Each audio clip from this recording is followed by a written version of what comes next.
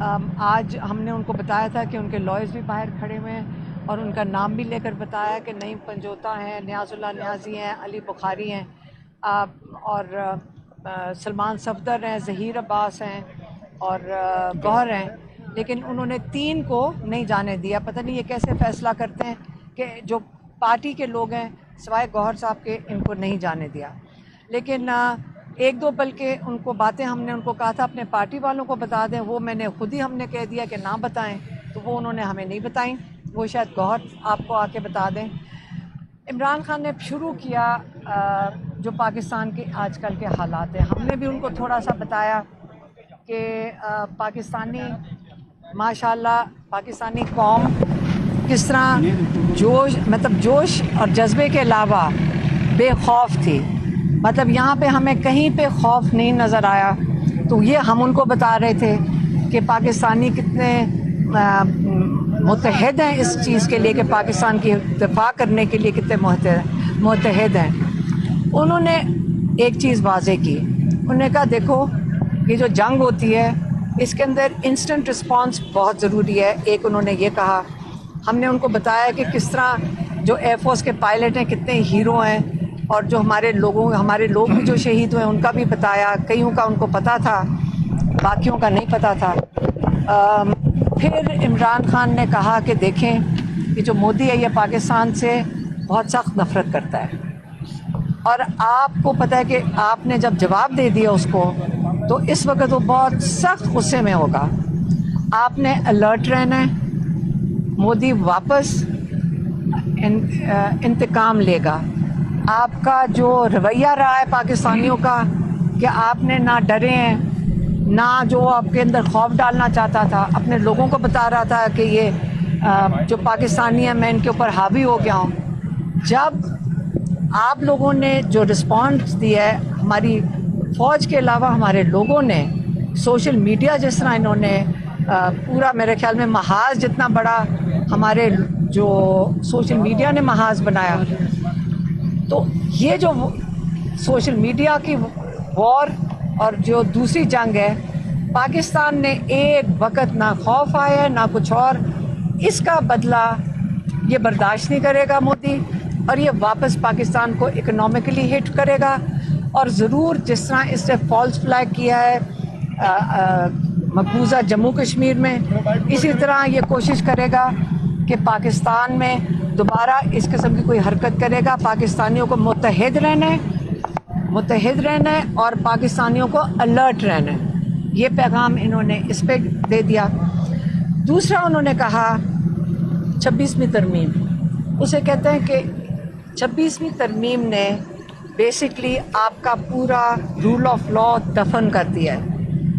جو آج جو میں کہتا جا رہا تھا کہ 26ویں ترمیم، جو بھی لوگ اس کے لیے ووٹ دے رہے تھے اسمبلی میں بیٹھ کر، وہ تو صرف آرڈرز فالو کر رہے تھے، ان کو ایک آرڈر آیا انہوں نے کر دیا، یا کوئی لوگوں کو مراد دی گئی ہوں گی اس پہ انہوں نے کر دیا، لیکن انہوں نے مل کر پاکستان کا جو رول آف لا ہے اس کو دفن کر دیا۔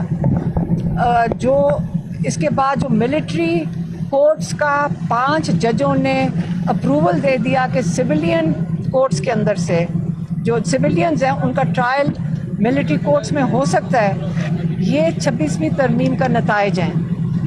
وہ کہتے ہیں پوری دنیا میں آپ کو احساس نہیں ہو رہا کہ پوری دنیا میں آپ کا کتنا مذاق اڑے گا، دنیا آپ کے بارے میں کیا سوچے گی کہ آپ نے اپنے لوگوں کو حوالے کر رہے ہیں کہ ان کا ملٹری ٹرائل ہو سکتا ہے۔ یہ تو کہتے ہیں ہم نے کہیں بھی ایسی چیز دنیا میں ڈیموکریسیز میں قبول نہیں کی جاتی، تو آپ نے اپنے ملک کا ساری دنیا میں اس کے اوپر تماشا بنا رہے ہیں۔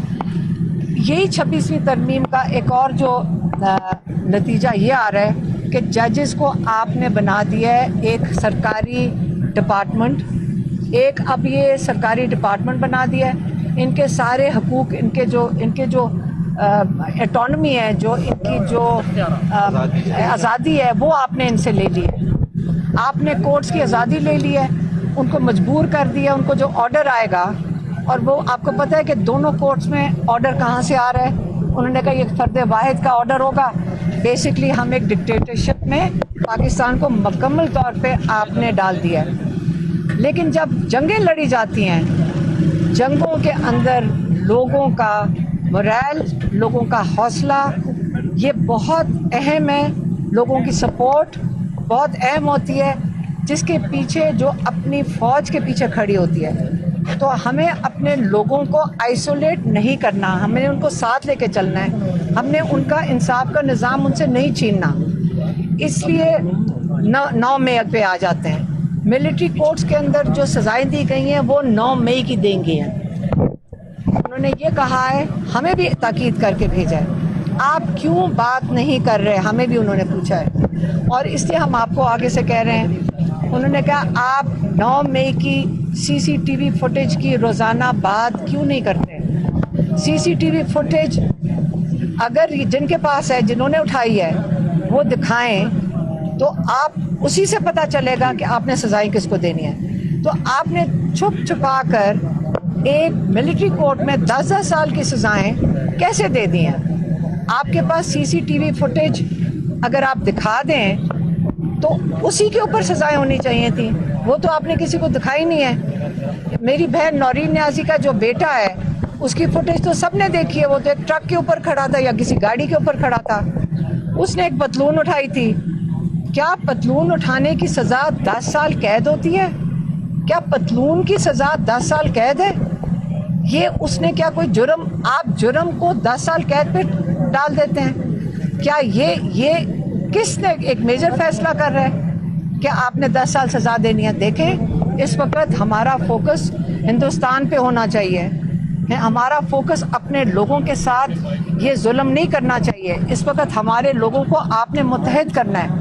हमने उनको ये भी बताया कि इस वक्त पाकिस्तानी कह रहे हैं कि हमें इमरान खान की ज़रूरत है, क्योंकि जो अगले दिन आ रहे हैं, क्योंकि नवाज शरीफ वगैरह तो कोई जवाब ही नहीं दे रहे। तो एक मिलिट्री तो वही कर सकती है जो उनका काम है। उनका काम होता है पाकिस्तानियों को प्रोटेक्ट करना, सरहदों को प्रोटेक्ट करना, पाकिस्तानियों की हिफाजत करना। लेकिन जब मेज़ के ऊपर, टेबल के ऊपर बैठेंगे, जब बातचीत होएगी, वो मोदी के सामने कौन ये बोलेगा?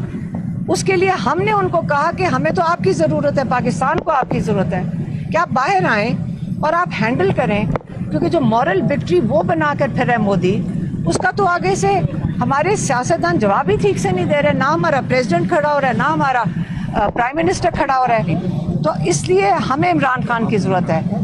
और उनके केसेस, जज साहब क्योंकि अब सरकारी डिपार्टमेंट बन चुका है, इमरान खान के केसेस ही नहीं लगा रहे। आधे घंटे के अंदर फैसला हो सकता है इमरान खान की बेल का, लेकिन वो बेल सुन ही नहीं रहा, वो तारीख ही नहीं दे रहा है। जजेस, हमें किसी को तारीख नहीं मिल रही इमरान खान के केसेस की।